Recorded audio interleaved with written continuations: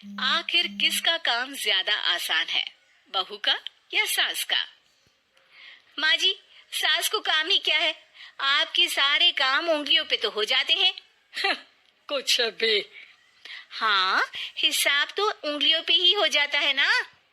अरे बेटा, ऐसा सिर्फ अभी लगता है।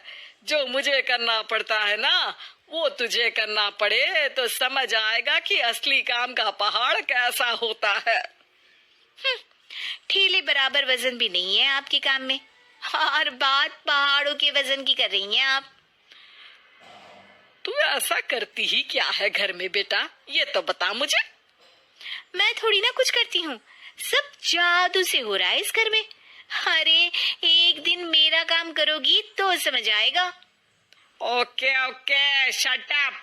कल से मैं घर के काम करूंगी और तू मेरी जगह हर चीज का हिसाब रखना, ठीक है? ठीक है, ये भी कर लेते हैं।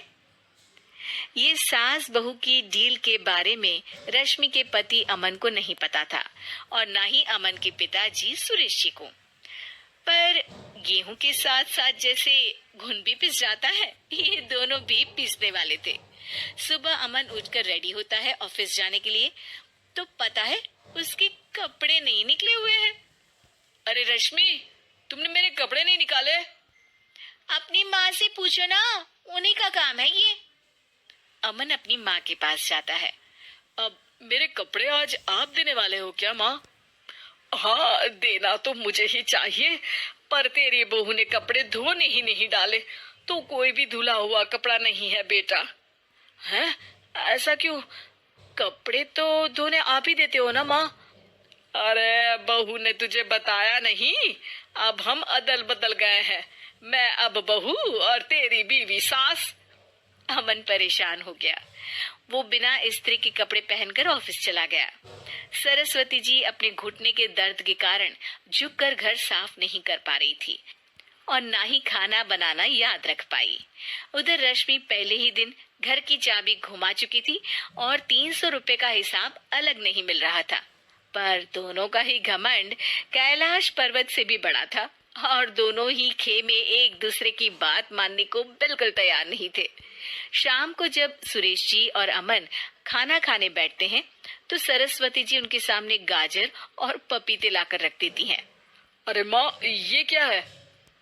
ख्याली पुलाव के साथ सलाद। माँ जी खाना बनाना भूल गई लगता है। अरे एक एक चमन्नी का हिसाब है मेरे पास, खाना बनाना कैसे भूल जाऊंगी? ये तो मैंने पढ़ा था कि फल फ्रूट खाने से सेहत अच्छी रहती है, इसीलिए ये ले, एक फल खा ले। रात को सुरेश जी और अमन अपनी मीटिंग बिठाते हैं अकेले में। बाबूजी, इनकी लड़ाई के कारण ना हमें ठीक से खाना मिल रहा है, उल्टा घर के सारे काम रुक गए हैं। हाँ बेटा, 2 भैंसों की लड़ाई में बेचारे खेत के पौधों का भी नुकसान हो रहा है। पर पापा, क्या बताऊं आपको, मैंने माँ को इस महीने की 2 तारीख को बिजली के बिल के पैसे दिए थे। आज बिल भरने के लिए मांगने गया तो पता चला कि रश्मि उन पैसों से गैस सिलेंडर ले आई। अच्छा, तो सिलेंडर के पैसों का क्या हुआ? अब सिलेंडर के तो कोई पैसे नहीं थे बाबूजी, हमारे घर पर गैस की पाइपलाइन लगी है ना। बेटा, इन दोनों का कुछ करना पड़ेगा, नहीं तो अपने घमंड के चक्कर में पूरा घर बर्बाद कर डालेंगे ये दोनों। अमन और सुरेश जी काफी सोच विचार के बाद एक निष्कर्ष पर पहुंचते हैं। रात ही को दोनों अपनी पत्नियों की अलमारी से नई साड़ी निकालते हैं, और सुबह जब रश्मि और सरस्वती जी उठते हैं तो देखते हैं कि दोनों पति साड़ी पहनकर चढ़ाव पर सब्जियां काट रहे हैं। अरे, ये सब क्या हो रहा है? क्या हो रहा है मतलब? आप दोनों अदल बदल हो सकते हो तो हम क्यों नहीं? अरे क्या मतलब? नहीं नहीं, मेरी भी बचपन से किसी की बहू बनने की इच्छा थी, तो आज से सरस्वती तुम बड़ी बहू, मैं मिडल बहू और अमन छोटी बहू। अरे लेकिन सब घर पर बैठ जाएंगे तो कमाएगा कौन? ये घर कैसे चलेगा? अब वो तो भैया या बाकी लोग जाने, अब हमने भी अदल बदल कर ही लिया है तो कुछ नहीं हो सकता।